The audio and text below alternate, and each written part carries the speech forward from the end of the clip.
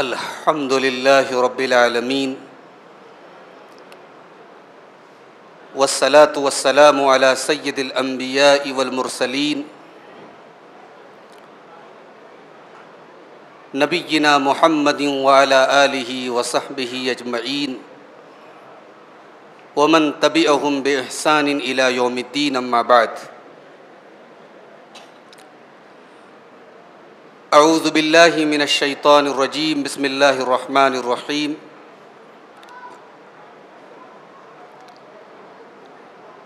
सयक़ूलुस सुफ़हाउ मिनन नासि मा वल्लाहुम अन क़िबलतिहिमुल्लती कानू अलैहा क़ुल लिल्लाहिल मशरिक़ु वल मग़रिबु यहदी मन यशाउ इला सिरातिम मुस्तक़ीम। मोहतरम हाज़रीन, बुज़ुर्गों और दोस्तों, नौजवान साथियों, पर्दा नशीन माँओं और बहनों, प्यारे बच्चों, कुरान करीम के दूसरे पारे की मुंतखब आयात की तफसीर आज आपकी खिदमत में पेश की जा रही है। दूसरे पारे का आगाज होता है तहवील क़िबला के हुक्म से।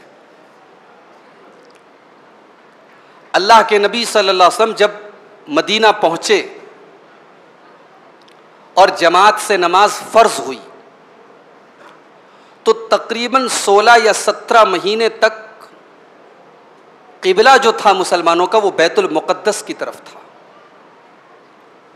लेकिन अल्लाह के नबी की आरज़ू थी कि हमारा क़िबला खाने काबा को बना दिया जाए, मस्जिद हराम को बना दिया जाए। ये आपकी ख्वाहिश थी, आप चाहते थे। 16 या 17 महीने तक आप बैतुल मुक़द्दस की तरफ मुंह करके नमाज पढ़ते रहे। उसके बाद अल्लाह की तरफ से हुक्म आया कि अब आज से मुसलमानों का क़िबला बैतुल मुक़द्दस के बजाय खाने काबा की तरफ हो गया है। अब मुसलमानों को नमाज पढ़ना है खाने काबा की तरफ। पहली नमाज जो खाने काबा की तरफ मुंह करके पढ़ी गई असर की नमाज थी। और जब अल्लाह के नबी ने असर की नमाज सहाबे किराम को पढ़ाई तो एक सहाबी आपके साथ नमाज पढ़ने के बाद जब एक मोहल्ले से गुजरे जहां दूसरी जमात हो रही थी और वहां लोग बैतुल मुक़द्दस की तरफ मुंह करके नमाज पढ़ रहे थे, तो उन्होंने नमाज ही के दौरान उन लोगों को ये इत्तला दे दी कि कुरान का हुक्म नाजिल हो चुका है, अब क़िबला बदल चुका है। चुनांचे वो लोग नमाज ही में रुकू की हालत में उन लोगों ने अपना क़िबला बदल दिया। आज भी मदीना के अंदर वो मस्जिद मौजूद है, उसको मस्जिद क़िबलतैन कहा जाता है, जहाँ एक ही टाइम की नमाज दो क़िबला की तरफ मुँह करके पढ़ी गई। आधी नमाज बैतुल मुक़द्दस की तरफ मुँह करके पढ़ी गई, आधी खाने काबा की तरफ पढ़ी गई। जब ये क़िबले का हुक्म आया तो इस पर यहूदियों ने बड़ा वावेला किया। उन्होंने कहा भाई इनकी शरीयत का तो कोई भरोसा ही नहीं है। कल तक बैतुल मुक़द्दस की तरफ मुंह करके नमाज पढ़ते थे, आज खाने काबा की तरफ मुंह करके नमाज पढ़ रहे हैं। तो यहूदियों ने और मुनाफिकों ने इस मसले को बहुत उछाला। अब यहां से कुरान का दूसरा पारा आप देखिए। दूसरे पारे की शुरुआत में अल्लाह ताला ने उन लोगों का जिक्र किया है जिन्होंने इस हुक्म के ऊपर एतराज किया। सयक़ूलुस सुफ़हाउ मिनन नासि मा वल्लाहुम अन क़िबलतिहिमुल्लती कानू अलैहा। अन करीब बेवकूफ़ लोग कहेंगे, स्टूपिड लोग कहेंगे, अहमक लोग कहेंगे, नादान लोग कहेंगे कि इनको इनके क़िबले से किस चीज़ ने फेर दिया, क्या सबब आ गया कि इन्होंने अपना क़िबला बदल दिया। क़ुल लिल्लाहिल मशरिक़ु वल मग़रिब, ऐ नबी आप बता दीजिए कि मशरिक़ का मालिक भी अल्लाह है और मग़रिब का मालिक भी अल्लाह है, पूरब का मालिक भी अल्लाह है, पश्चिम का मालिक भी अल्लाह है। यहदी मन यशाउ इला सिरातिम मुस्तक़ीम, अल्लाह जिसको चाहता है सीधे रास्ते की रहनुमाई करता है। अगर आज तक बैतुल मुक़द्दस खाने काबा था तो अल्लाह के हुक्म से था, आज तक अगर बैतुल मुक़द्दस क़िबला था तो अल्लाह के हुक्म से था, और आज अगर खाने काबा को अल्लाह ने क़िबला बनाया तो ये भी अल्लाह ही का हुक्म है। अल्लाह ही हर डायरेक्शन का मालिक है, हर सिमत का मालिक है। और मुस्नद अहमद की एक सही हदीस में ये अल्फाज मौजूद हैं कि यहूदी हम मुसलमानों से 3 चीजों पर बहुत ज्यादा हसद करते हैं। नंबर 1 तो जुमा का दिन जो हमें मिला है, यहूदियों को जुमा का दिन नहीं मिला। इसकी तौफीक अल्लाह ने हमको दी है। हफ्ते का सबसे मुबारक दिन जुमा का दिन है, तो इस पर यहूदी बहुत हसद करते हैं इस उम्मत से। और नंबर 2, हमारा किबला खाने काबा है जो यहूदियों को नसीब नहीं हुआ, इस पर भी वो मुसलमानों से बहुत हसद करते हैं। और तीसरी चीज, इमाम के पीछे आमीन कहने की तौफीक हमें मिली है, ये चीज भी उनको नसीब नहीं हुई। ये 3 चीजें हैं इस पर यहूदी बहुत हसद करते हैं।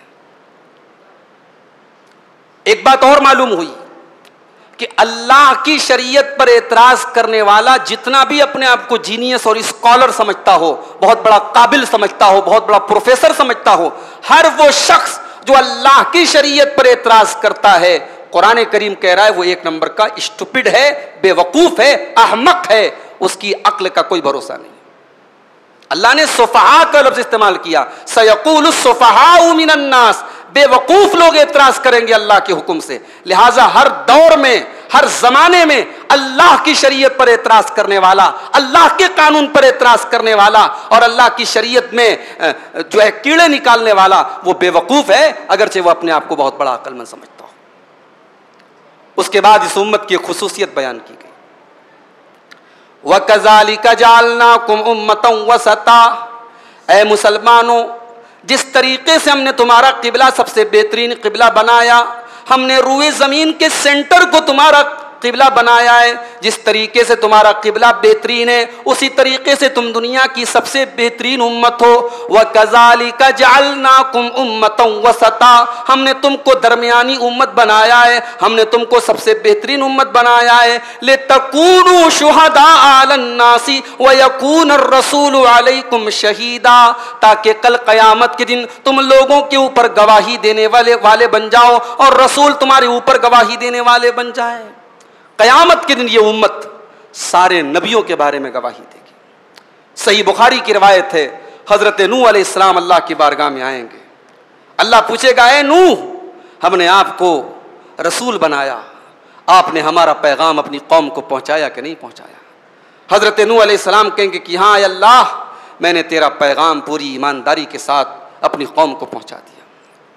उसके बाद हजरत नूह अलैहिस्सलाम की कौम आएगी, अल्लाह उनसे पूछेगा कि तुम्हारे नबी ने तुमको अल्लाह का पैगाम पहुंचाया कि नहीं पहुंचाया? तो नूह अलैहिस्सलाम की कौम साफ साफ इनकार करेगी और कहेगी, मां जाअना नबी, हमारे पास कोई नबी नहीं आया। 950 साल तक जिस नबी ने तबलीग की है, उस नबी के उम्मती कल क़यामत के दिन इनकार कर देंगे और कहेंगे हमारे पास कोई नबी तो आया ही नहीं था। अल्लाह के प्यारे नबी फरमाते हैं, उस वक्त हजरत नूह से अल्लाह ताला पूछेगा, मन यशहदु लक, कोई गवाह है तुम्हारे पास? कोई है जो गवाही दे कि तुमने अल्लाह का पैगाम अपनी कौम को पहुंचाया था? हजरत नूह अलैहिस्सलाम कहेंगे कि हाँ अल्लाह, मेरे पास एक गवाह है, मुहम्मदुन व उम्मतुहु सल्लल्लाहु अलैहि वसल्लम। अय अल्लाह, मेरी गवाही देंगे मुहम्मदुर रसूलुल्लाह सल्लल्लाहु अलैहि वसल्लम और आपकी उम्मत के लोग गवाही देंगे। अल्लाह के नबी फरमाते हैं, फनशहदु, हम गवाही देंगे। ऐ मुसलमानों, तुम्हारा नबी गवाही देगा और तुम सब गवाही दोगे कि हजरत नूह अलैहिस्सलाम ने अल्लाह का पैगाम अपनी उम्मत को पहुंचा दिया।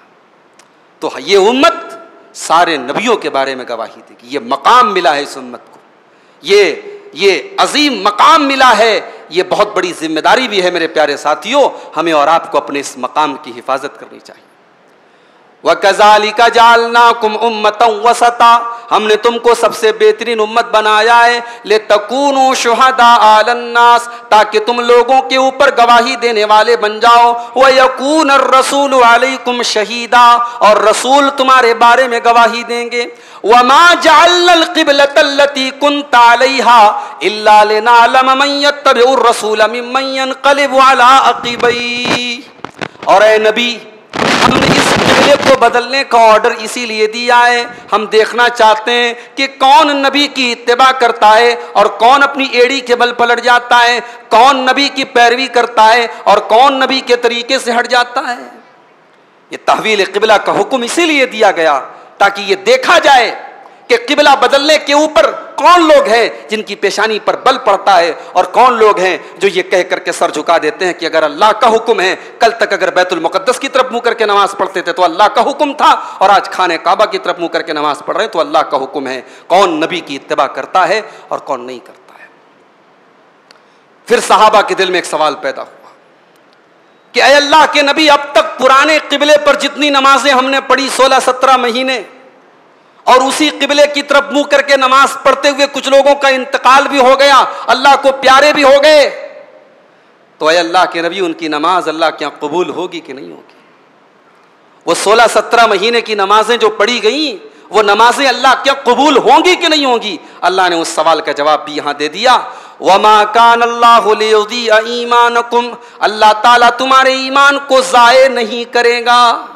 या नमाज को ईमान कहा गया, ये नहीं कहा तुम्हारी नमाज को ज़ाये नहीं करेगा, कहा तुम्हारे ईमान को ज़ाये नहीं करेगा। तुमने जो 16-17 महीने नमाजें पढ़ी हैं अल्लाह उनको कबूल करेगा। इससे पता ये चला कि नमाज की अहमियत इस्लाम के अंदर कितनी ज़्यादा है कि अल्लाह ने यहाँ नमाज को ईमान करार दिया है। पता ये चला कि जो नमाज नहीं पढ़ता है वो अपने ईमान की खैर मनाए। इसीलिए उलमा की एक बड़ी जमात कहती है कि कसदन जानबूझ करके नमाज छोड़ने वाला दायरे इस्लाम से खारिज हो जाता है, कुफ्र में दाखिल हो जाता है, इस्लाम से निकल जाता है। आज मुसलमानों की एक बड़ी तादाद आज जानबूझ करके नमाज नहीं पढ़ती है। अल्लाह हमारे हालात पर रहम फरमाए। यहां अल्लाह ने नमाज को ईमान करार दिया है। उसके बाद अल्लाह अपने नबी से कितना प्यार करता है, अल्लाह अपने नबी से कितनी मोहब्बत करता है, नबी का मकाम बयान किया गया। कद नरा तकल्लुब वजहिका फिस समाए, नबी हम जानते हैं आप नमाज में बार बार आसमान की तरफ नजरें उठाते हैं। आपका दिल ये चाहता है कि खाने काबा को किबला कर दिया जाए, किबले को बदल दिया जाए। ऐ नबी आप जुबान से तो नहीं कहते हैं, लेकिन आप बार बार आसमान की तरफ निगाहें उठाते हैं इस इंतजार में कि अल्लाह का कोई ऑर्डर आ जाए, कुरान की कोई आयत नाजिल हो जाए, कोई हुक्म नाजिल हो जाए और खाने काबा को किबला बना दिया जाए। कद नरा तकल्लुब वजहिका फिस समा, ऐ नबी हम बार बार आपके चेहरे को आसमान की तरफ पलटना हम देख रहे हैं। फलनुवल्लियन्नका क़िबलतन तरज़ाहा, ऐ नबी घबराइए मत, हम करीब आपका किबला बदलने वाले हैं और जिस किबले को आप अपना किबला बनाना चाहते हैं हम उसी तरफ आपका रुख करने वाले हैं। फवल्ली वजहका शत्रल मस्जिदिल हराम, ऐ नबी आज के बाद आप जब नमाज पढ़िए तो अपना चेहरा मस्जिद हराम की तरफ कर लीजिए। अल्लाह को अपने नबी से इतनी मोहब्बत है कि नबी के दिल की आरजू को अल्लाह ने पूरा कर दिया, जो नबी की जुबान से भी नहीं निकला है। नबी का दिल चाहता है कि खाने काबा को किबला बना दिया जाए, अल्लाह ने अपने नबी की आरजू को भी पूरा कर दिया और अल्लाह ने कहा कि ऐ नबी हम अनकरीब आपका किबला बनाने वाले हैं जिस किबले को आप किबला बनाना चाहते हैं। उसके बाद एक बहुत बड़ी गलतफहमी दूर की गई। बहुत सारे लोग कहते ना साहब हम अल्लाह का शुक्र अदा करते हैं, हम अल्लाह के शुक्रगुजार बंदे हैं, मगर जब भी आप उनसे हाल चाल पूछेंगे तो जुबान पर वो अल्लाह का जिक्र नहीं करेंगे, हमेशा जुबान पर शिकायत ही रहेगी। और ऐसे पूछो तो कहेंगे कि साहब हम अल्लाह का शुक्र अदा करते हैं। जो अल्लाह का शुक्र अदा करता है वो अल्लाह का जिक्र भी करेगा। अल्लाह का जिक्र ये अल्लाह के शुक्र का मुकदमा है, समझ लीजिए कि जो अल्लाह का जिक्र करेगा वही अल्लाह का शुक्र करेगा। अल्लाह ने फरमाया फज़कुरूनी अज़कुरुकुम, मेरे बंदो तुम मेरा जिक्र करो मैं तुम्हें याद करूंगा।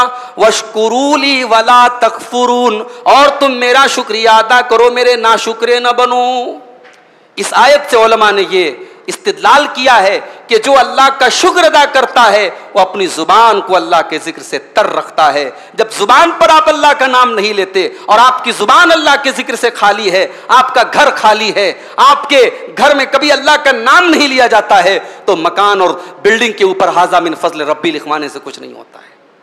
समझ रहे हैं? जुबान से ये कह देने से कि साहब मैं अल्लाह का बड़ा शुक्रगुजार बंदा हूं, इसका कोई मतलब नहीं है। हम अगर अल्लाह के शुक्रगुजार बंदे हैं तो हमारी जुबान भी अल्लाह के जिक्र से आबाद होनी चाहिए, जुबान से हम अल्लाह को याद किया करें। उसके बाद एक हकीकत बताई गई कि जिंदगी में इम्तिहानात और आजमाइशें भी आएंगी, मुख्तलिफ तरीकों से अल्लाह आजमाएगा, कभी भूख के जरिए, कभी खौफ के जरिए, कभी माल की कमी के ज़रिए, कभी जान की कमी के ज़रिए, कभी कारोबार में नुकसान के ज़रिए अल्लाह मुख्तलिफ तरीक़ों से आजमाएगा। वलनब्लुवन्नकुम बिशैइन मिनल खौफि वलजूइ वनक्सिम मिनल अमवालि वल अनफुसि वस्समरात, हम तुम्हें ज़रूर आजमाएंगे, कभी तो खौफ के ज़रिए आजमाएंगे, कभी भूख के ज़रिए आजमाएंगे, कभी माल की कमी के जरिए आजमाएंगे, कभी जान की कमी के जरिए आजमाएंगे, कभी फलों की कमी के जरिए आजमाएंगे। वह बश्शिरिस साबिरीन, और ए नबी इन तमाम आजमाइशों में जो सब्र कर लेगा, जो ईमान पर साबित कदम रहेगा, जो अल्लाह के कानून पर जमा रहेगा, जो अल्लाह की शरीयत पर डटा रहेगा, जो सब्र का दामन नहीं छोड़ेगा, ऐ नबी उसको बशारत सुना दीजिए। अल्लज़ीना इज़ा असाबतहुम मुसीबा क़ालू इन्ना लिल्लाहि व इन्ना इलैहि राजिऊन। और सब्र करने वालों की पहचान ये है कि जब भी उनके ऊपर कोई मुसीबत आती है, उनकी जुबान से ये कलमा निकलता है, ये अल्फाज निकलते हैं, इन्ना लिल्लाहि व इन्ना इलैहि राजिऊन। बेशक हम अल्लाह की प्रॉपर्टी हैं, हम अल्लाह की मिल्कियत हैं, अल्लाह हमारा मालिक है और हम पलट करके उसी के पास जाने वाले हैं। हम लोग भी पढ़ते हैं ना इन्ना लिल्लाहि व इन्ना इलैहि राजिऊन। ये इन्ना लिल्लाहि व इन्ना इलैहि राजिऊन ये सिर्फ एक जुमला नहीं है, ये एक अकीदा है। ये बताता है कि आप अपनी वैल्यू क्या समझते हैं, आप अल्लाह का क्या मकाम आपकी नजर में है। इन्ना लिल्लाहि व इन्ना इलैहि राजिऊन जो पढ़ेगा वो अपने बच्चे के मरने पर भी सब्र करेगा, अपने कारोबार के घाटे पर भी सब्र करेगा, अपनी बीवी की बीमारी पर भी सब्र करेगा, बड़े से बड़े नुकसान पर भी सब्र करेगा। जब हमने ये अकीदा रखा है कि हम अल्लाह की प्रॉपर्टी हैं, अल्लाह हमारा मालिक है और पलट करके उसी के पास जाना है, तो फिर अल्लाह की तकदीर पर एतराज करना, अल्लाह के फैसले पर एतराज करना, ये किसी मोमिन को शोभा नहीं देता है, किसी मोमिन को ज़ेब नहीं देता है। अल्लाह के नबी की बीवी, हम सबकी प्यारी माँ हजरत उम्मे सलमा रजी अल्लाह ताला अन्हा कहती हैं कि मैंने अल्लाह के नबी को फरमाते हुए सुना कि जिसके ऊपर कोई मुसीबत आए और वो ये दुआ पढ़ ले, इन्ना लिल्लाहि व इन्ना इलैहि राजिऊन, और उसके बाद ये पढ़ ले, अल्लाहुम्मा अजुरनी फी मुसीबती व अखलिफ ली खैरम मिनहा। ऐ अल्लाह मेरी मुसीबत में मुझे अज्र अता फरमा और इस मुसीबत का बेहतरीन बदल अता फरमा। अल्लाह के नबी फरमाते हैं कि मुसीबत आने पर जो भी ये दुआ पढ़ेगा अल्लाह उसका बेहतरीन बदल उसको अता करेगा, बेहतरीन बदल अता करेगा। मैंने आजमाया है इस दुआ को और आप भी आजमा सकते हैं। ऐसी चीजें चोरी होने के बाद मिली हैं कि तसव्वुर नहीं किया जा सकता था कि यह सामान चोरी होने के बाद मिल सकता है। ये नबी की दुआ है, नबी की सिखाई गई, इसको याद कर ले आप, इन्ना लिल्लाहि व इन्ना इलैहि राजिऊन। ये तो हम सबको याद है। उसके आगे ये जुमला बढ़ा ले, अल्लाहुम्मा अजुरनी फी मुसीबती व अखलिफ ली खैरम मिनहा। ऐ अल्लाह इस मुसीबत में मुझे अज्र अता फरमा और इस मुसीबत का बेहतरीन बदला अता फरमा। अल्लाह के नबी फरमाते हैं कि अल्लाह उस मुसीबत का बेहतरीन बदला अता करेगा। हजरत उम्मे सलमा कहती है कि जब मेरे शौहर अबू सलमा का इंतकाल हुआ तो मैंने ये दुआ पढ़ी थी। नबी ने कहा था जब भी मुसीबत आए तो ये दुआ पढ़ो। मैंने ये दुआ पढ़ी, लेकिन मेरे दिल में ये सवाल पैदा हुआ कि क्या अबू सलमा से ज्यादा बेहतरीन शौहर मुझे मिल सकता है? इतना चाहने वाला, इतनी मोहब्बत करने वाला और फिर नबी पर ईमान लाने वाला और मदीना की तरफ हिजरत करने वाली पहली फैमिली थी अबू सलमा की। ये सारी चीज़ें, ये सारी फजीलत अबू सलमा को हासिल थी। मेरे दिल के अंदर ये सवाल पैदा हुआ कि क्या अबू सलमा से बेहतरीन शौहर मिलेगा? लेकिन चूंकि नबी का ऑर्डर था, मैंने दुआ पढ़ी और अल्लाह ने इसका बेहतरीन बदला दिया। मुझे अबू सलमा से बेहतरीन शौहर मिले, मुझे जनाब मोहम्मद रसूलुल्लाह सल्लल्लाहु अलैहि वसल्लम की बीवी बनने का शरफ हासिल हुआ। कहती है जब मेरे पास अल्लाह के नबी के निकाह का पैगाम लेकर के हजरत हातिब बिन अबी बल्ताअ आए तो मैंने कहा कि मैं शादी नहीं कर सकती, क्योंकि दो मसले हैं मेरे साथ। एक तो ये कि मैं बड़ी गैरत वाली औरत हूं, मैं बड़ी गैरत वाली औरत हूं। एक से ज्यादा बीवियां जब होती हैं तो बड़ी आपस में बड़ी कराबत रकाबत होती है, बड़ी गैरत होती है, बड़े लड़ाई झगड़े होते हैं, मैं बर्दाश्त नहीं कर पाऊंगी। अल्लाह के नबी की और भी बीवियां हैं, मैं रह नहीं पाऊंगी, मेरे अंदर गैरत बहुत ज्यादा है। और दूसरा मसला यह है कि मेरी एक बेटी भी है। अब नबी अकरम मुझसे निकाह करना चाहते हैं, पता नहीं मेरी बेटी को रखेंगे नहीं रखेंगे, मेरी बेटी को कबूल करेंगे कि नहीं करेंगे। आज भी मुआशरे में बेवा और मुतल्लका औरत से शादी करना तो पहली बात तो दुनिया का सबसे टेढ़ा काम है। बेवा और मुतल्लका औरत से शादी कौन करता है भाई? वही करता है जो 50 साल का बूढ़ा हो, बेचारा उसकी बीवी मर गई, वही शादी करता है। कोई बेवा अगर नौजवान भी है, 25 साल की भी है, कोई नौजवान उससे शादी करने को तैयार नहीं। ये हमारे मुआशरे का मिजाज है, ये माहौल है। फिर उसके बाद अगर बेवा और मुतल्लका के बच्चे हों तो साहब अब तो समाज कहता है कि अरे वो तो बच्चे हैं, उसके बच्चों के सहारे जिंदगी गुजार लेगी। दुनिया का सबसे बड़ा झूठ है ये, दुनिया का सबसे बड़ा फ्रॉड है ये, जो लोग ये कहते हैं कि औरत अपने बच्चों के सहारे जिंदगी गुजार लेगी। वो गुजारती नहीं है, हम गुजरवाते हैं, हम मजबूर करते हैं उस औरत को। समाज उसके बच्चों को एक्सेप्ट नहीं करता है। अपने बच्चों के मुस्तकबिल के लिए वो औरत अपनी जवानी को कुर्बान कर देती है। मेरे प्यारे साथियों, जो लोग बेवा और मुतल्लका औरत से शादी करना चाहते हैं और उसके बच्चों को कबूल नहीं करते हैं, वो नबी के तरीके की खिलाफ वर्जी करते हैं। नबी ने बेवा औरतों से भी निकाह किया है और उनके बच्चों को कबूल किया है। जब ये दो मुश्किलात बयान की हजरत उम्मे सलमा ने, अल्लाह के नबी ने दोनों का जवाब दिया। कहा कि जहां तक तुम्हारी बेटी का मामला है उसके लिए तुम बेफिक्र रहो, तुम्हारी बेटी की फिक्र करने की जरूरत नहीं है। तुम्हारी बेटी का एक अच्छा बाप, उसको एक अच्छा बाप मिलने वाला है, उसकी तुम फिक्र मत करो। और जहां तक तुम्हारे अंदर जो गैरत है, मैं अल्लाह से दुआ करूंगा वो गैरत अल्लाह दूर कर देगा। चुनांचे हजरत उम्मे सलमा ने निकाह का पैगाम कबूल किया और प्यारे नबी के साथ उनका निकाह हुआ। तो इसको कहते हैं अल्लाह के नबी की बशारत पर यकीन। कि उन्होंने जब दुआ पढ़ी तो उन्होंने कहा कि मेरा दिल तो नहीं चाह रहा था, कि मुझे समझ में नहीं आ रहा था कि मुझे मेरे शौहर से बेहतर शौहर मिलेंगे, मगर मैंने ये दुआ पढ़ी और अल्लाह ने मेरे शौहर से बेहतर मुझे शौहर अता फरमाया। तो सब्र करने वाले वो लोग होते हैं, जब उनके ऊपर कोई मुसीबत आती है वो इन्ना लिल्लाहि व इन्ना इलैहि राजिऊन पढ़ते हैं। उसके बाद हराम कमाई शैतान का सबसे पहला स्टेप होता है, ये बताया गया। शैतान आपके पेट में हराम कमाई डलवा करके अपने रास्ते पर डालता है। यह शैतान का बहुत बड़ा मिशन होता है। या अय्युहन्नासु कुलू मिम्मा फिल अर्ज़ि हलालन तय्यिबा, ऐ लोगों हमने तुमको जो रोजी दी है उसमें से हलाल रोजी खाओ। वला तत्तबिउ खुतुवातिश शैतान, और शैतान की पैरवी न करो, शैतान के पीछे न चलो। पता ये चला कि शैतान कि बड़े बड़े जाल में से और शैतान की बड़ी बड़ी चालों में से एक चाल ये भी है कि वो हराम कमाई की तरफ हमें और आपको लेके जाता है। आज बहुत सारे मोबाइल पर ऐप आ रहे हैं, माई ड्रीम, फलां डिकां, ये दुनिया भर के जो ऐप आ रहे हैं जो खुल्लम खुल्ला जुआ खिलवा रहे हैं, और हमारा नौजवान जुआ खेल रहा है। क्यों? क्योंकि अब सपने बहुत बड़े बड़े हैं। 100 रुपया रोज कमाने वाला भी आईफोन लेना चाहता है। पहले के लोग कहते थे ना कि भाई चादर जितनी बड़ी है उतना पैर फैलाओ, अब वो सब कहावत खत्म हो गई। अब लोन ले लो लेकिन पैर पूरा फैलाओ, चादर बड़ी ले लो, ये मिजाज है।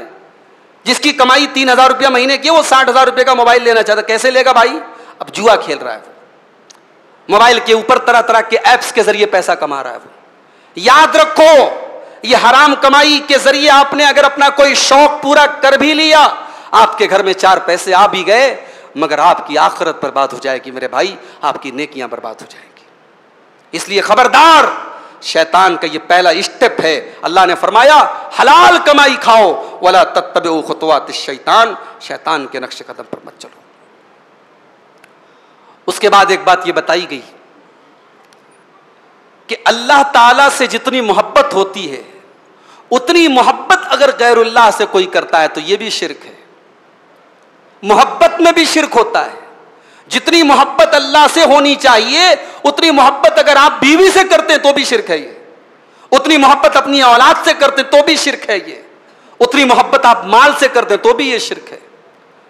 वमिनन नासि मन यत्तखिज़ु मिन दूनिल्लाहि अंदादन युहिब्बूनहुम कहुब्बिल्लाह, कुछ लोग ऐसे भी होते हैं जो अल्लाह के बराबर दूसरों को ठहराते हैं। युहिब्बूनहुम कहुब्बिल्लाह, जो अल्लाह की जितनी मोहब्बत दूसरों से करते हैं। वल्लज़ीना आमनू अशद्दु हुब्बन लिल्लाह, और जो ईमान वाले होते हैं वो सबसे ज्यादा मोहब्बत अल्लाह से करते हैं। मोहब्बत अगर दुनिया में सच्ची मोहब्बत है तो अल्लाह की मोहब्बत है। दुनिया की सारी मोहब्बतें नाकाम हो सकती हैं, सारी मोहब्बतें धोखा दे सकती हैं, सारी मोहब्बतें काम वक्त आने पर आपका साथ छोड़ सकती हैं। अगर कोई एक मोहब्बत है जो जिंदगी के किसी मोड़ पर आपका साथ नहीं छोड़ेगी, वो अल्लाह की मोहब्बत है। इसलिए इस दिल में अल्लाह की मोहब्बत पैदा करो मेरे भाई, इस दिल को अल्लाह से जोड़ लो और ऐसी मोहब्बत अल्लाह से करो कि सारी मोहब्बतें उससे डाउन हो जाएं और सबसे सुपीरियर, सबसे ऊपर अल्लाह की मोहब्बत हो जाए। और जिस दिल में अल्लाह की मोहब्बत आ जाएगी उसको तरावी की नमाज में थकावट नहीं महसूस होगी, उसको रोजा रख करके तकलीफ महसूस नहीं होगी, उसको रातों में अपनी नींद कुर्बान करके तहज्जुद पढ़ने में मजा आएगा। अभी आज जुमा की नमाज आपने पढ़ी, फजर की नमाज में आपने इमाम साहब ने पहली रकात में सूरह सजदा की तिलावत की। सूरह सजदा पढ़ते हैं ना फजर की नमाज में, सूरह सजदा में एक आयत हम पढ़ते हैं, ततजाफा जुनूबहुम अनिल मजाजि यदऊन रब्बहुम खौफन व तमा। अल्लाह के नेक बंदों के पहलू उनके बिस्तर से अलग रहते हैं। सारी दुनिया जब अपने बिस्तरों पर आराम कर रही होती है, वो अल्लाह के नेक बंदे बिस्तर को छोड़ करके, आराम को छोड़ करके अल्लाह की बारगाह में क़ियामुल लैल करते हैं, तहज्जुद की नमाज पढ़ते हैं, अल्लाह की बारगाह में आंसू बहाते हैं। क्यों मेरे भाई? उनको पागल कुत्ते ने काटा है? क्यों अपनी नींद कुर्बान करते हैं? क्यों अपने आराम को छोड़ करके रातों में उठ करके वो क़ियामुल लैल करते? क्यों? वल्लज़ीना आमनू अशद्दु हुब्बन लिल्लाह, उन्होंने दिल लगाया है अल्लाह से, उनके दिल में मोहब्बत है अल्लाह की, उनके दिल में अल्लाह से बढ़कर के किसी की मोहब्बत नहीं। और जिस दिल में अल्लाह की मोहब्बत पैदा हो जाएगी, याद रखो, अगर अल्लाह आपसे मोहब्बत करने लगेगा तो अल्लाह अपने बंदों के दिलों में आपकी मोहब्बत को डाल देगा।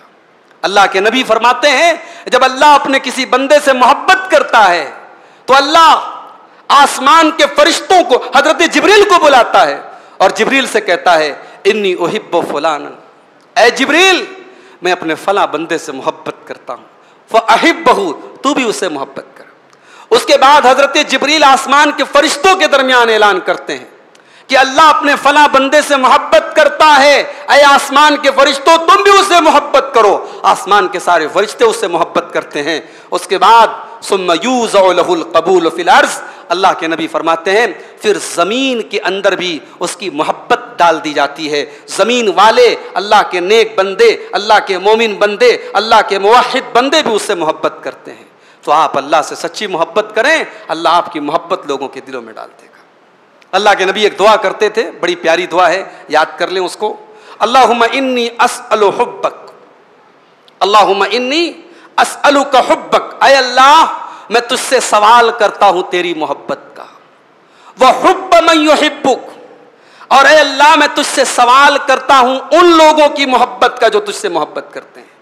वह हुब्ब अमलिन युक़र्रिबुनी इला हुब्बिक, और ऐ अल्लाह मैं तुझसे सवाल करता हूं हर ऐसे अमल का जो तेरी मोहब्बत तक लेके जाए, हर ऐसे अमल की तू मुझे तौफीक अता फरमा। ये छोटी सी दुआ है, प्यारे नबी करते थे, ये दुआ हम सबको याद कर लेना चाहिए, बड़ी जामे दुआ है। अल्लाहुम्मा इन्नी अस्अलुका हुब्बक व हुब्बा, अल्लाहुम्मा इन्नी अस्अलुका हुब्बक व हुब्ब मन युहिब्बुक व हुब्ब अमलिन युक़र्रिबु इला हुब्बिक। ये दुआ आप याद कर लें और अपने अल्फाज में भी आप कह सकते हैं कि अल्लाह तू अपनी मोहब्बत मेरे दिल में अता फरमा। उसके बाद क़िसास का जिक्र किया गया। इस्लाम में क़िसास की सजा है।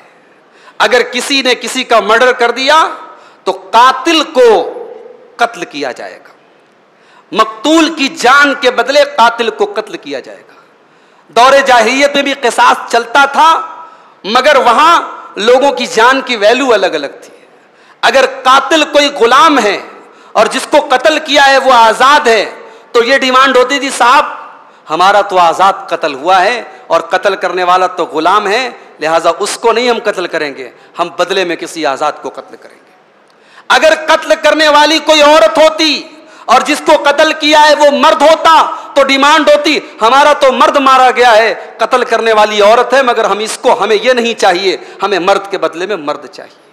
ये नाइंसाफ़ी थी उस सोसाइटी में। अल्लाह ने इस नाइंसाफ़ी को ख़त्म किया। अल्लाह ने फरमाया, या अय्युहल्लज़ीना आमनू कुतिबा अलैकुमुल क़िसासु फ़िल क़त्ला अल हुर्रु बिल हुर्रि वल अब्दु बिल अब्दी वल उन्सा बिल उन्सा। ऐ ईमान वालो, तुम्हारे ऊपर क़िसास फ़र्ज़ किया गया है।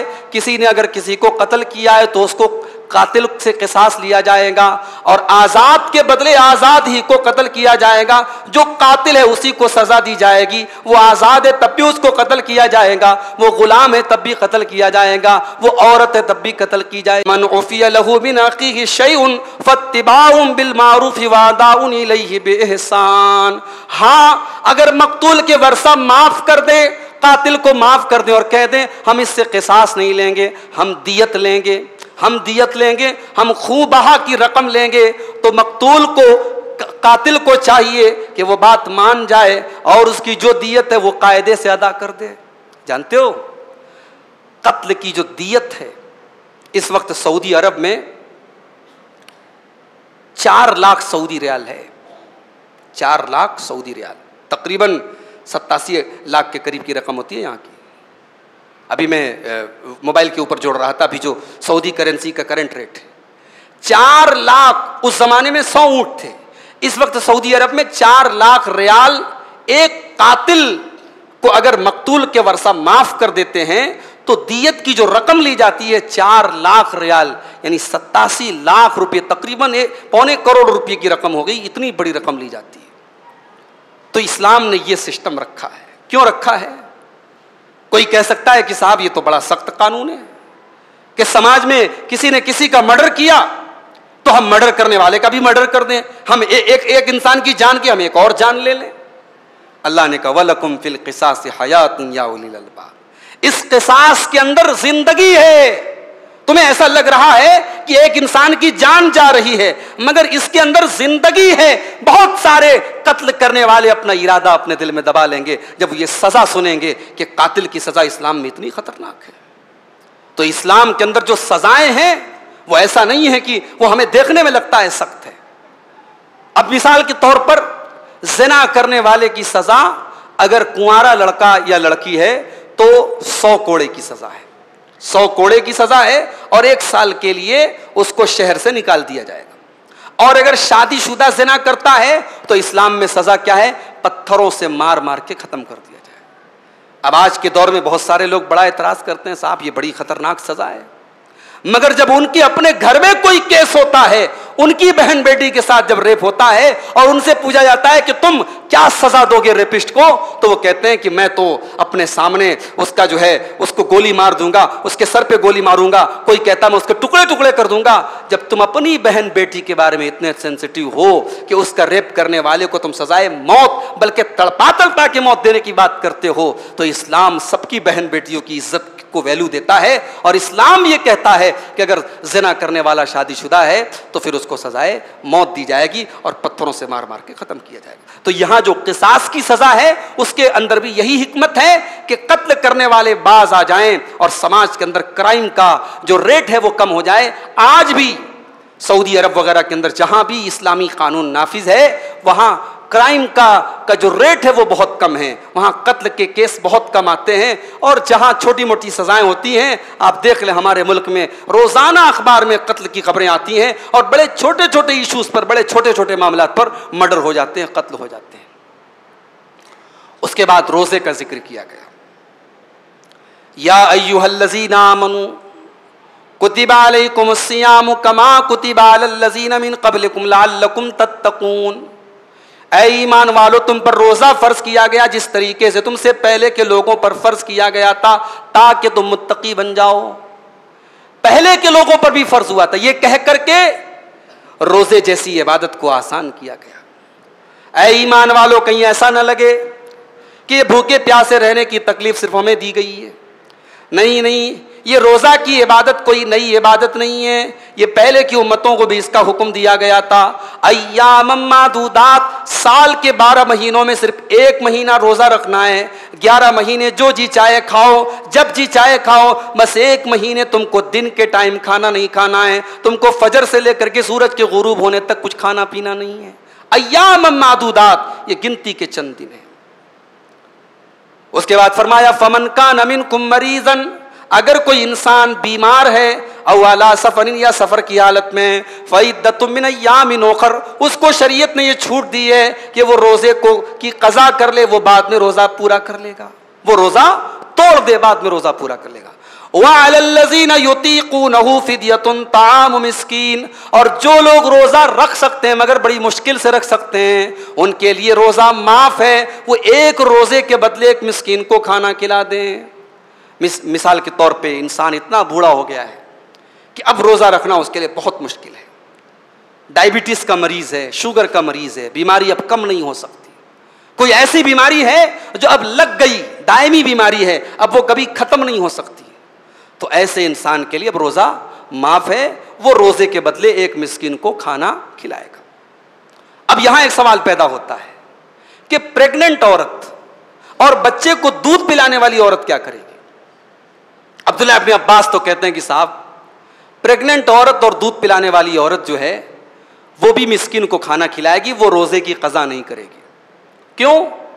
क्योंकि जिस तरीके से दायमी मरीज है कि जिसकी बीमारी कभी ठीक नहीं हो सकती है, इसी तरीके से प्रेग्नेंट औरत का मामला है, दूध पिलाने वाली औरत का मामला है। पता लगा एक बच्चा अभी उसका दूध छूटा है, तब से वो फिर से प्रेग्नेंट हो गई, तो ये सिलसिला तो चलता रहेगा, वो कितने रोजों की कज़ा करेगी?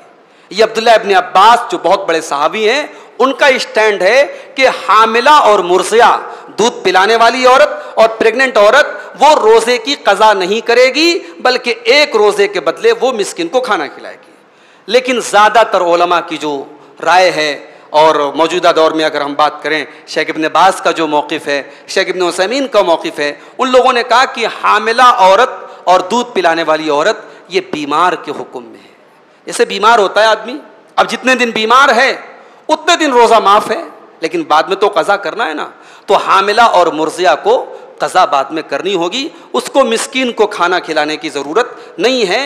हाँ, अगर किसी औरत के केस में ऐसा हो रहा है कि लगातार उसके साथ ऐसा मामला हो रहा है और उसको दरमियान में कज़ा करने का मौका नहीं मिल पा रहा है, तो फिर हम यहाँ पे कुरान की उस आयत को अप्लाई करेंगे, फत्तकुल्लाह मस्ततातुम, अल्लाह से डरो जितनी तुम्हारे अंदर ताकत है। ऐसी औरत किसी मिस्किन को खाना खिला दे हर रोज़े के बदले, क्योंकि अब उसके लिए पॉसिबल नहीं है कि वो कई सालों के छूटे हुए रोज़ों की कज़ा कर सके। उसके बाद अब जिक्र किया गया हज का।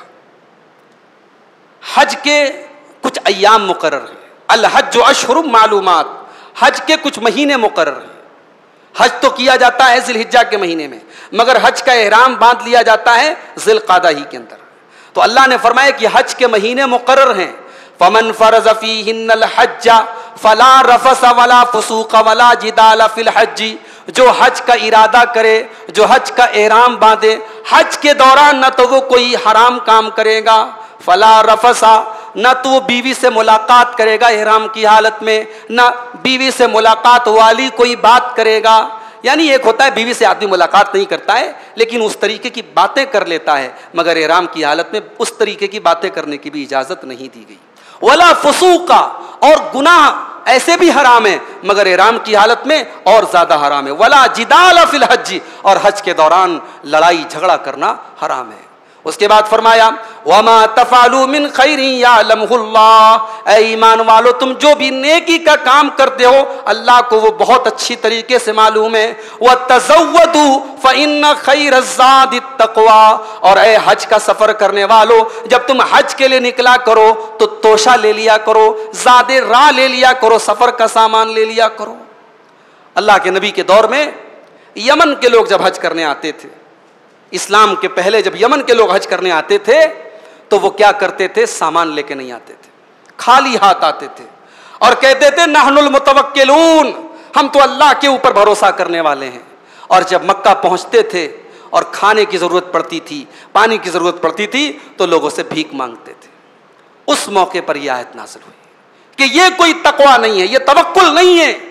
आप जब सफ़र के लिए निकलें, आप ज़ादे राह लेके निकलें, सफ़र का सामान लेके निकलें। ठीक है, आप हज करने के लिए निकले हैं, अल्लाह का काम करने के लिए निकले हैं, मगर अल्लाह ही का ऑर्डर है कि तुम तोशा लेके निकलो, तुम ज़ादे राह लेके निकलो। और जब ज़ादे राह लेके निकलना है हज के जैसे सफ़र में जो 40 दिन का सफ़र है, 45 दिन का सफ़र है, फ्लाइट का सफ़र है, तो सबसे बड़ा जो सफ़र है दुनिया से आखिरत का सफ़र, जो हम सबको तय करना है। हम सबको इस दुनिया से आखिरत की तरफ जाना है और दुनिया के सफ़र से तो लोग लौट के आ भी जाते हैं, आखिरत के सफ़र से कभी कोई लौट के नहीं आएगा।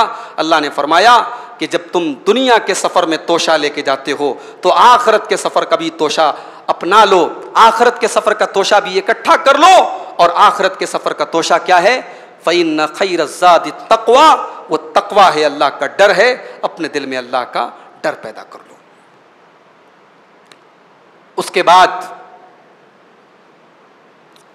हैज़ का जिक्र किया गया। दौरे जाहिलियत में जब ख़वातीन अपने मखसूस अय्याम में होती थी तो लोग उनके साथ खाना नहीं खाते थे। लोग हराम समझते थे कि इस औरत को हम टच नहीं कर सकते, उसके साथ बिस्तर पे सो नहीं सकते, उसके साथ खाना नहीं खा सकते, वो जिस सामान को छू देगी वो नापाक हो जाएगा। अल्लाह ने हकीकत बयान की, फरमाया वयसअलूनका अनिल महीज़, ऐ नबी लोग आपसे हैज़ के बारे में सवाल करते हैं। कुल हुआ अज़ा, ऐ नबी आप जवाब दे दीजिए वो तकलीफ की चीज़ है ख़वातीन के लिए, औरतों के लिए। फ़ातज़िलुन निसा फ़िल महीज़, तो ऐ मुसलमानों तुम हैज़ की हालत में अपनी औरतों से अलग रहा करो। अब यहाँ अलग रहने से मुराद क्या है?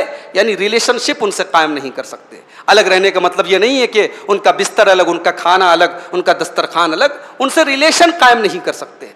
फ़इज़ा ततहरना फ़ातूहुन्ना मिन हैसु अमरकुमुल्लाह फला तक़रबूहुन्ना हत्ता यतहुरना, जब तक तुम्हारी औरतें पाक न हो जाएं तुम उनके करीब न जाओ, और जब वो पाक हो जाएं तो अल्लाह के बताए हुए हलाल तरीके से तुम अपनी औरतों से मुलाकात करो।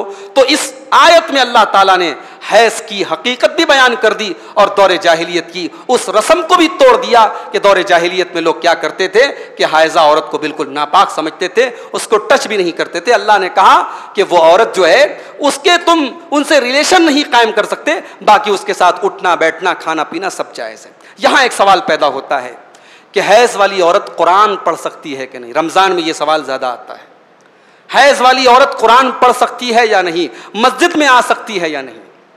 तो कुरान पढ़ने के बारे में जो ज़्यादा मजबूत बात है वो यही है कि हैज़ वाली औरत कुरान पढ़ सकती है। कोई ऐसी सही दलील नहीं है जिसमें औरत को हैज़ की हालत में कुरान पढ़ने से मना किया गया हो, क्योंकि ये एक ऐसा मामला है जो हर औरत के साथ है और नबी के दौर में भी औरतों के साथ था। अगर इस तरीके का कोई मसला होता तो वाज़े दलीलें होती, सही दलीलें होती, मगर एक भी सही दलील मौजूद नहीं है। लिहाजा सही बात यह है कि हैज़ की हालत में औरत कुरान पढ़ सकती है। अलबत्ता कुरान को टच करना और कुरान को छूने का जहाँ तक मसला है उसमें भी इख्तलाफ है, लेकिन ज़्यादा बेहतर ये है, इख्तलाफ से निकलने का तरीक़ा ये है कि औरत जो है वो डायरेक्ट हाथ से न छुए, वो अपने दस्ताने से या दुपट्टे वगैरह से कुरान को छुए, लेकिन बहरहाल वो कुरान पढ़ सकती है। और मोबाइल के अंदर अगर कुरान है तो उसको तो कभी भी पढ़ सकती है, उसमें कोई मसले की बात नहीं है। इसी तरीके से मस्जिद में जहाँ तक आने की बात है उसके बारे में भी उलमा के दरमियान इख्तलाफ है। अगर मस्जिद के अंदर कोई ऐसा पोर्शन हो जो मुसल्ले से अलग हो और वहाँ पे औरतें अगर आ सकती हों इस तरीके के अय्याम में तो वो आ सकती हैं, ताकि मस्जिद के दुरूस में और बयानात में वो शामिल हो सकें। बाकी ये है कि मस्जिद में उन अय्याम में ना आएँ तो ज़्यादा बेहतर है। जिस तरीके से ईदगाह के बारे में अल्लाह के नबी ने फरमाया कि उन अय्याम में औरतों को ईदगाह लेके आओ, वो मुसलमानों के मुसल्ले से दूर रहेंगी लेकिन मुसलमानों की दुआ में शामिल रहेंगी।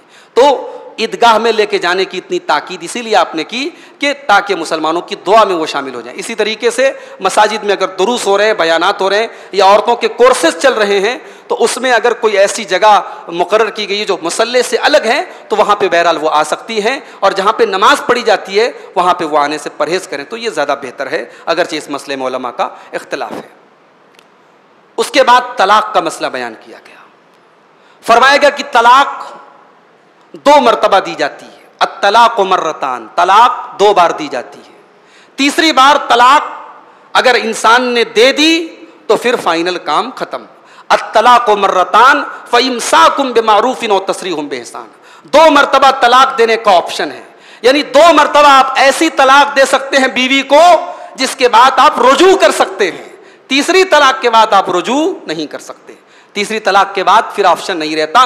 फ़इम्साकुम बिमारूफ़िन व तस्रीहुम बिइहसान, तीसरी बार ऑप्शन क्या है? या तो आप बीवी को रखिए अच्छे तरीके से या फिर इज्जत के साथ उसको विदा कर दीजिए। तीसरी तलाक के बाद फिर आप रुजू नहीं कर सकते।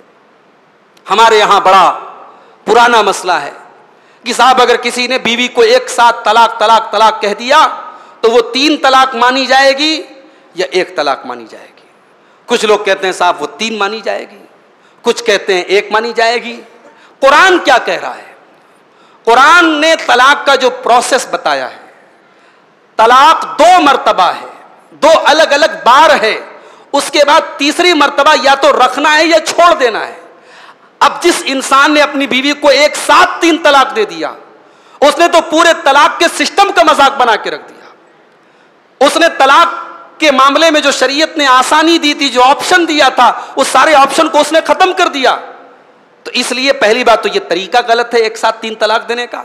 और अगर कोई 3 तलाक दे दे तो सही हदीस से यह बात साबित है कि अल्लाह के नबी के दौर में जब ऐसा केस आया, आपने उसको 1 तलाक माना है। हजरत अबू बकर सिद्दीक के दौर में उसको 1 तलाक माना गया। हजरत उमर फारूक के शुरू के 2 साल में उसको 1 तलाक माना गया। फिर हजरत उमर ने जब देखा कि लोग एक साथ 3 तलाक देने लगे हैं, बहुत ज्यादा ये चीज राइज हो रही है, तो इसको रोकने के लिए, सख्ती करने के लिए हजरत उमर ने यह कानून लागू किया कि अगर कोई 3 तलाक एक साथ देगा तो तीनों को मान लिया जाएगा और बीवी हमेशा हमेशा के लिए उससे दूर हो जाएगी। आपने सख्ती करते हुए ऐसा किया ताकि लोग ऐसा न करें, लेकिन उसको लोगों ने हमेशा के लिए कानून बना लिया। और आज 3 तलाक अगर कोई इकट्ठे दे दे तो एक बड़ा तबका मुसलमानों का यह फतवा देता है साहब कि वो तीनों तलाक हो गई, अब बीवी शौहर के लिए हराम हो गई। अब शौहर अगर बीवी को रखना चाहता है तो मौलवी कहता है अब हलाला कराना पड़ेगा। क्या कराना पड़ेगा? हलाला कराना पड़ेगा। हलाला सेंटर बाकायदा खोले गए और एक रात के लिए और एक दिन के लिए उस औरत से किसी की शादी की जाती है और एक दिन के बाद वो तलाक देता है और फिर दोबारा उस मियाँ के साथ, उस शौहर के साथ उसकी शादी होती है। मेरे भाइयों, ये हलाला नहीं है, ये हरामा है। हरामा, ये कुल्लम कुल्ला ज़िना है, ये बदकारी है और अल्लाह के नबी ने लानत की है हलाला करने वाले पर और जिसके लिए हलाला किया जाए उसके ऊपर। इस्लाम ने एक ऑप्शन बताया है, फ़इन तल्लक़हा फ़ला तहिल्लु लहू मिन बादु हत्ता तनकिया ज़ौजन गैरा। अगर शौहर ने बीवी को तीसरी तलाक दी है तो फिर वो औरत अपने शौहर के लिए हलाल नहीं हो सकती है जब तक कि वो दूसरी शादी न कर ले वो औरत और फिर दूसरा शौहर उसको तलाक ना दे दे। ये इस्लाम ने एक ऑप्शन बताया है, तरीका नहीं बताया है कि आप इस तरीके से अपनी बीवी को हलाल कर लो। लोगों ने इस आयत का गलत मतलब निकाला और लोगों ने हलाला नाम की एक चीज निकाल ली। इस्लाम के अंदर हलाला नाम की कोई चीज नहीं है। इस्लाम में तलाक का बड़ा सीधा साधा सिस्टम है। और ये बात भी याद रखो कि तलाक का होना भी बहुत जरूरी है।